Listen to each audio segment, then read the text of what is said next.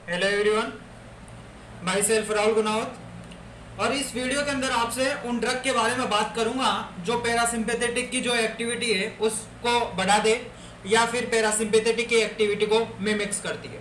Correct. Because ये drug हमारे parasympathetic की एक्टिविटी को मिमिक्री करती है, इसलिए हम इसको क्या बोलते हैं, पैरासिम्पेथेटो मिमेटिक्स बोला जाता है। करेक्ट। और पैरासिम्पेथेटिक को अपन कोलिनर्जिक भी बोला जाता है, इसलिए इसको एक कोलिनो मिमेटिक्स और एक कोलिनर्जिक एजेंट भी बोला जाता है। करेक्ट। अब जनरली अगर बात की जाए इस कोलिनर्जिक एगोनिस्ट के बारे में, तो दो तरह से क्लासिफाई किया गया है इसको, दो क्लासेस के अंदर, एक डायरेक्ट एक्टिंग ड्रग्स के अंदर और एक इनडायरेक्ट एक्टिंग ड्रग के अंदर। जो डायरेक्टली एक्टिंग ड्रग की अगर बात की जाए, ये हमारे डायरेक्ट हमारे एक्ट करता है रिसेप्टर पे।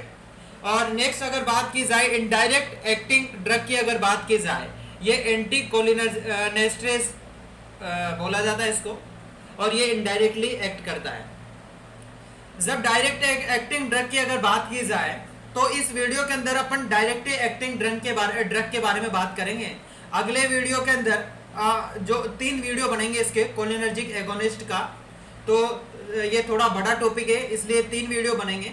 इस वीडियो के अंदर मैं डायरेक्ट एक्टिंग ड्रग के बारे में बात करूंगा। अगले वीडियो के अंदर जो इनडायरेक्ट का जो रिवर्सिबल जो वाला है, इसके बारे में बात करेंगे अपन। और ये भी 2 तरह के, लिपिड सोल्यूबल और एक वाटर सोल्यूबल, सोल्युबिलिटी के बेसिस पे।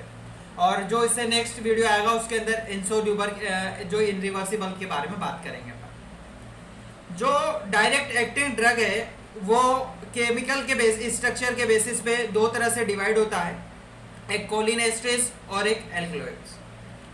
अब कोलिन एस्ट्रेज की अगर बात की जाए तो इसके जो एग्जाम्पल हैं वो है एसिटोकोलिन, बेथेनोकोल्स और कार्बिकोल्स। इसको कैसे याद करें अपन, क्योंकि तीनों ही के अंदर जो कोल शब्द है वो आ रहा है। यहाँ पे एसिटोकोलिन है तो कोल शब्द आ रहा है, बेथेनोकोल से तो कोल शब्द आ रहा है, और कार्बिकोल से तो यहाँ पे भी कोल आ रहा है, मतलब तीनों ही जगह कोल आ रहा है। और दूसरी बात कि अल्फाबेटिकली ए बी सी, तीनों है ए बी सी। करेक्ट, याद रह जाएगी चीज। एल्कलॉइड्स की अगर जब भी बात करें तो ये पाइलोकार्पिन्स और एक मस्करीन के बारे में बात करेंगे। तो कुल मिला के अगर डायरेक्ट एक्टिंग ड्रग की अगर बात की जाए, तो यहाँ पे अपन 5 तरह के ड्रग के बारे में बात करेंगे, एसिटोकोलिन, बेथेनोकोल्स, कार्बिकोल्स और पाइलोकार्पिन्स और मस्करीन के बारे में बात करेंगे। तो सबसे पहले मैं बात करना चाहूंगा इन रिसेप्टर के बारे में। ध्यान से देखिएगा, दिखा देता हूं आपको। तो अगर ये ड्रग की अगर जब भी बात करते हैं अपन, तो अपन बोल सकते हैं कि जो निकोटीन रिसेप्टर और जो मस्कुलिन रिसेप्टर होता है उन पे ये काम करेगी और उनको ये बढ़ा देगी। वो वाली जो इनडायरेक्ट वाली है वो उन रिसेप्टर पे, इन निकोटीन रिसेप्टर और ये जो मस्कुलिन रिसेप्टर पे काम करेगी और उनको बढ़ा देगी। करेक्ट। अब उसके बाद में नेक्स्ट पॉइंट की अगर बात की जाए, नेक्स्ट ये है कि अगर पैरासिम्पेथेटिक की एक्टिविटी है, अब पैरासिम्पेथेटिक की एक्टिविटी को अपन को क्या करना है, बढ़ाना है। तो हम क्या करते हैं कि या तो कोलिनर्जिक रिसेप्टर की एक्टिविटी को बढ़ा दे, पहली बात तो ये, या फिर हम क्या करें कि इस एसिटोकोलिन की अगर बात की जाए तो इसका मेटाबॉलिज्म कम कर दें। अगर एसिटोकोलिन का मेटाबॉलिज्म हम कैसे कम करेंगे, अगर इसके बारे में बात करें तो इसका जो मेटाबॉलिज्म कैसे कम करेंगे, ध्यान से देखिएगा। तो इसका मेटाबॉलिज्म कैसे कम करें एसिटोकोलिन का, कि हम इस एसिटोकोलिन एस्ट्रेज है यहाँ पे, अगर इस एसिटोकोलिन एस्ट्रेज को अगर इनिबिट कर दें यहाँ से, करेक्ट, अगर इसको इनिबिट कर देंगे तो वह ड्रग जो हमारी जो एसिटोकोलिन एस्ट्रेज को इनिबिट करती है तो वह इनिबिट हो जाएगा। तो वो एसिटोकोलिन एस्ट्रेज और इनडायरेक्ट एंटीकोलिनर्जिक एजेंट उसे बॉडी से क्या होगा कि एसिटोकोलिन का अमाउंट बढ़ जाएगा। अब एसिटोकोलिन एस्ट्रेज का अमाउंट हमारी बॉडी के अंदर बढ़ जाएगा तो वह हम तो पैरासिम्पेथेटिक की एक्टिविटी है जिसकी वजह से बढ़ जाएगी। तो ये सारी कंडीशन हो जाती है इसके अंदर। उसके बाद में नेक्स्ट अगर बात की जाए, उसके बाद में क्या है कि अब हम बात करते हैं कि इनके एक्शन और यूजेस के बारे में बात करेंगे। कोलिन एस्ट्रेज के जो एक्शन और यूजेस के बारे में बात करेंगे। तो जो कोलिन एस्ट्रेज है ये डायरेक्ट एक्ट करता है कोलिनर्जिक एगोनिस्ट पे। करेक्ट। तो हमारा जो कोलिनर्जिक रिसेप्टर होता है वो 2 तरह से होता है, एक होता है मस्कुलिन रिसेप्टर और एक होता है निकोटीन रिसेप्टर। करेक्ट। जो एसिटोकोलिन की अगर बात की जाए और जो अगर एसिटोकोलिन की अगर बात की जाए, ये दोनों ही रिसेप्टर पे काम करता है, मस्कुलिन रिसेप्टर पे भी काम करता है और निकोटिन रिसेप्टर पे भी काम करता है। सेम उसी प्रकार जो कार्बिकोल्स है ये भी मस्कुलिन रिसेप्टर और जो निकोटिन रिसेप्टर है दोनों पे काम करता है। बट अगर बात की जाए बेंथेनिकोल्स की अगर बात की जाए तो ये मस्कुलिन रिसेप्टर पे तो काम करता है, बट यहाँ पे जो निकोटिन रिसेप्टर है ये इस पे काम नहीं करता। कैसे, ध्यान से देखिएगा। अब अपन बात ने ये इन रिसेप्टर पे बारे में बात की कि कौन सा है जो एसिटोकोलिन है वो मतलब यहाँ पे मस्कुलिन रिसेप्टर ये दोनों पे काम करता है और ये सारी चीज़ें देखी। अब बात करते हैं इनके यूजेस के बारे में। अगर एसिटोकोलिन के अगर यूजेस के बारे में बात की जाए तो अपन ने 3 तरह के देखे थे, एसिटोकोलिन, कार्बिकोल्स और बिथेनोकोल्स देखे थे, ये तीनों के बारे में बात की थी। तो अगर बात की जाए इस एसिटोकोलिन पे, तो एसिटोकोलिन का जो यूजेस है ये एक थेरेप्टिकल यूज नहीं होता। क्यों नहीं होता? क्योंकि इसका जो एक्शन करने का जो ड्यूरेशन है, जो टाइम है, वो बहुत ही शॉर्ट होता है, बहुत ही कम होता है, इसलिए इसको हम थेरेप्टिकली यूज नहीं करते। कार्बिकोल्स की अगर जभी भी बात करें तो ये हमारे मस्कुलिन रिसेप्टर और निकोटिन रिसेप्टर दोनों के लिए काम करता है, दोनों पे। और इसका जो यूज है वो ग्लूकोमा के अंदर है। ग्लूकोमा का कैसे, अगर आपको याद हो तो ग्लूकोमा के अंदर मैंने देखा था, मैं दिखा देता हूँ आपको, ग्लूकोमा का जो वीडियो बनाया था तो वहां पे भी मैंने बताया था ग्लूकोमा के बारे में, फिर दिखा देता हूँ, ध्यान से देखिएगा। तो ग्लूकोमा के अंदर मैंने बताया था आपको कि अक्वासूमर है, उस अक्वासूमर्स का हमारे जो आई के अंदर प्रोडक्शन है बढ़ जाता है। जब अक्वासूमर का प्रोडक्शन बढ़ जाता है जिसकी वजह से जो इंट्राओक्यूलर प्रेशर होता है वो प्रोग्रेसिवली धीरे धीरे बढ़ता है। और जब इंट्राओक्यूलर प्रेशर है अगर वो बढ़ गया तो जिसकी वजह से हमारी आई का जो इंट्राओक्यूलर प्रेशर बढ़ गया, नॉर्मली जो इंट्राओक्यूलर प्रेशर होता है वो 10 से 20 mmHg होता है, बट ग्लूकोमा की कंडीशन के अंदर जो इंट्राओक्यूलर प्रेशर है वो 21 mmHg से ज्यादा हो जाता है। और जब जो इंट्राओक्यूलर प्रेशर बढ़ गया है, इसका मतलब क्या है कि जो प्रेशर बढ़ गया जिसकी वजह से ऑप्टिक नर्व है उसका भी प्रेशर बढ़ गया। और जब ऑप्टिक नर्व का प्रेशर बढ़ गया इसकी वजह से ऑप्टिक नर्व है उसके डैमेज होने के चांस ज्यादा होंगे। और जब ऑप्टिक नर्व के डैमेज होने के चांस होंगे जिसकी वजह से ब्लाइंडनेस और जो विजन लॉस है इसके भी चांस है वो हो जाएंगे करेक्ट पर्सन के अंदर। वो सारी चीजें देखे थी अपन।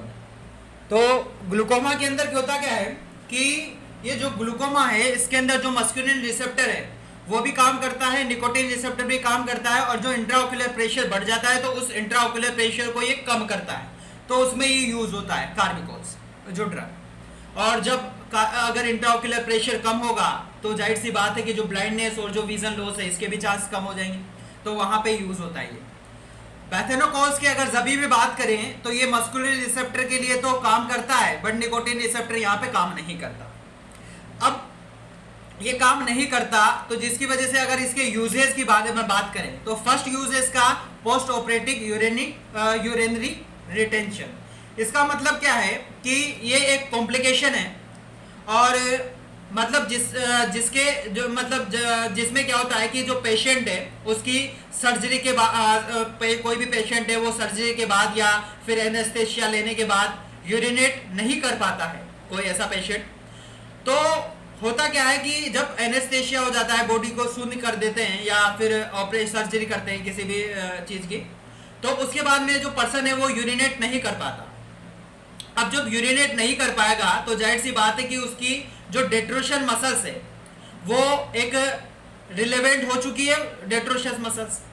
तो उस केस के अंदर अपन क्या करेंगे कि ये जो बेथ खोली जो अगर ये इसके जो अपन बात की बेथेनोकोल्स के ड्रग की अगर बात की तो ये ड्रग देते हैं, तो ये मस्कुलिन रिसेप्टर को क्या करता है, इस पे काम करता है, करेक्ट। और जब इस पे काम करेगा जिसकी वजह से वो डेट्रोसस मसल्स का कॉन्ट्रैक्शन होगा जिसकी वजह से वो करवाएगा, और डेट्रोसस मसल्स का कॉन्ट्रैक्शन करवाएगा जिसकी वजह से जो यूरिन है वो एक्सक्रीट कर सकेगा।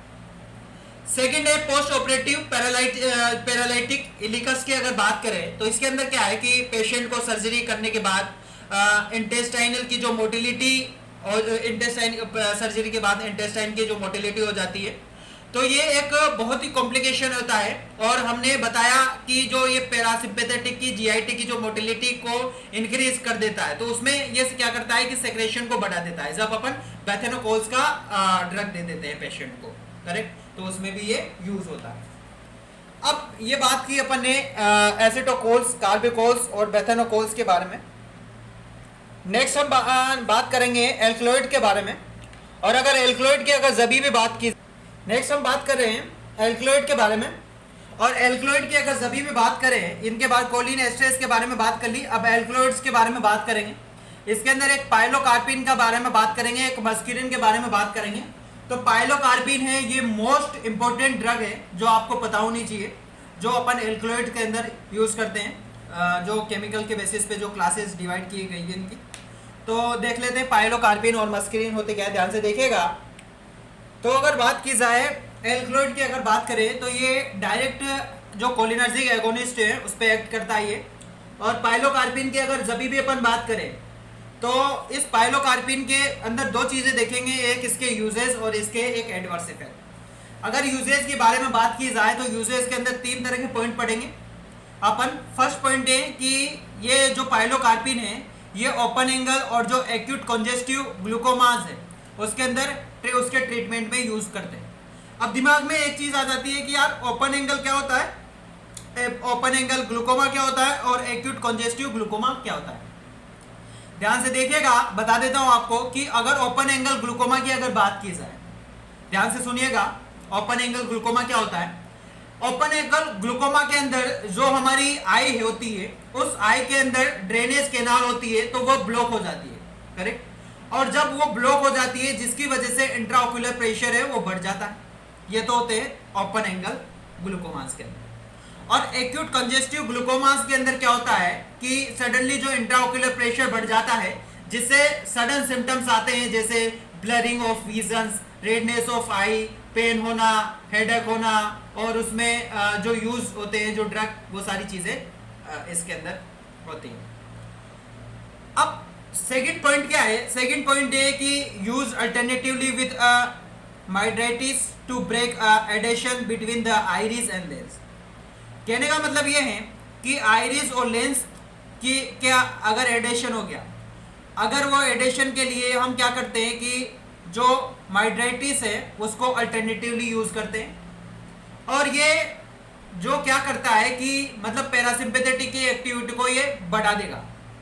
और कैसे बढ़ा देगा कि जो पाइलो इरेक्शन, अगर मैं बात करूं कि जो पाइलोकार्पिन की अगर बात की जाए तो ये पाइलोकार्पिन प्यूपल्स, जो पाइलोकार्पिन है ये जो प्यूपिल्स की अगर बात की जाए, प्यूपिल होता है ना, तो उस प्यूपिल्स में कॉन्ट्रैक्शन करवाने में, मतलब ये माइटिक ड्रग होता है तो ये उसमें कॉन्ट्रैक्शन करवाने में मदद करता है, करेक्ट। तो पाइलोकार्पिन को हम जो पाइलोकार्पिन हुए उस पाइलोकार्पिन को हम क्या करते हैं कि ये माइड्राइटिस है, माइड्राइटिक्स, इसके साथ अल्टरनेटिवली यूज करते हैं। और यूज करने की वजह से जब एडेशन हो जाता है तो उसके अंदर यूज करते हैं, करेक्ट, देते हैं। थर्ड पॉइंट है इसका कि use to relevant the pupillary dilations and the refraction testing. कहने का मतलब क्या है कि जब हम आई एग्जामिनेशन करवाते हैं, आई एग्जामिनेशन करवाते हैं, तो वहां पर जो विजन टेस्ट होता है, जो आई एग्जामिनेशन करवाते हैं तो वहां पे क्या होता है, एक विजन टेस्ट होता है। तो वहां पे उसको अपन क्या बोलते हैं, उस विजन टेस्ट को एक रिफ्रैक्टिंग टेस्टिंग बोला जाता है। अब जिसमें जो पीपल्स हैं, जिसकी वजह से जो पीपल्स है उसका डायलेशन हो जाता है, और जिसको ट्रीटमेंट करने के लिए एक पाइलोकार्पिन से, ये पाइलोकार्पिन देते हैं अपन पेशेंट को, तो वो चीजें अपन देखते हैं यहाँ। उसके बाद में अगर एडवर्स इफेक्ट की अगर बात की जाए तो पहला जो इफेक्ट है इसका एडवर्स इफेक्ट वो है कि ये ग्लैंड पे एक्ट करेगा। अगर ग्लैंड पे एक्ट करेगा तो सेक्रेशन बढ़ा देगा। सेकंड, ये हार्ट पे एक्ट करेगा और हार्ट पे एक्ट करके हमारी जो हार्ट की एक्टिविटी है उसको कम कर देगा। और जब हार्ट की एक्टिविटी कम हो जाएगी तो उसको बोलेंगे उस कंडीशन को bradycardia condition, correct. Third condition है डायरिया। जीआईटी की मोटिलिटी है इंक्रीज होने से क्या होगा, डायरिया कंडीशन हो जाएगी। फोर्थ पॉइंट है ब्रोंकोस्पाज्म। लंग्स में कॉन्ट्रैक्शन होने की वजह से क्या होगा कि ब्रोंकोस्पाज्म कंडीशन हो जाते हैं। तो ये सारी कंडीशन हो जाती है पाइलोकार्पिन के एडवर्स इफेक्ट है ये सारे, करेक्ट। अब बात करेंगे अपन मस्करीन के बारे में, ध्यान से देखिएगा, छोटा सा पॉइंट है मस्करीन का, एक लाइन का पॉइंट है, दिखा देता हूं आपको, बता देता हूं क्या होता है। अगर मस्करीन की बारे में बात की जाए तो मस्करीन एक एक्टिव इंटीग्रेंट है एक पॉइजनस मशरूम के लिए के अंदर, करेक्ट। तो ये सारी चीजें देखते हैं अपन पाइलोकार्पिन और मस्करीन की। तो इस वीडियो के अंदर अपन ने कोलिनर्जिक एगोनिस्ट है उसका डायरेक्ट एक्टिंग ड्रग के बारे में बात की। 5 तरह के ड्रग पढ़े अपन ने, एसिटोकोलिन, पैथेनोकोस, कार्बिकोस, पाइलोकार्पिन और मस्करीन के बारे में। अगले वीडियो के अंदर मैं इनडायरेक्ट एक्टिंग ड्रग के बारे में बात करूंगा, और ये भी 2 तरह से होती है, एक रिवर्सिबल इनडायरेक्ट एक्टिंग ड्रग और एक इरिवर्सिबल इनडायरेक्ट एक्टिंग ड्रग। फिर ये जो रिवर्सिबल है ये सोल्युबिलिटी के बेसिस पे 2 तरह से होती है, एक लिपिड सोल्यूबल्स और एक वाटर सोल्यूबल्स। ये बात करेंगे अपन इस वाटर सोल्यूबल और लिपिड सोल्यूबल के बारे में, रिवर्सिबल इनडायरेक्ट एक्टिंग ड्रग के बारे में नेक्स्ट वीडियो के अंदर। और जो लास्ट और जो थर्ड वीडियो आएगा इसका, उसके अंदर मैं रिवर्सिबल इनडायरेक्ट एक्टिंग ड्रग के बारे में बात करूंगा, तो वो बात करेंगे अपन बाद में।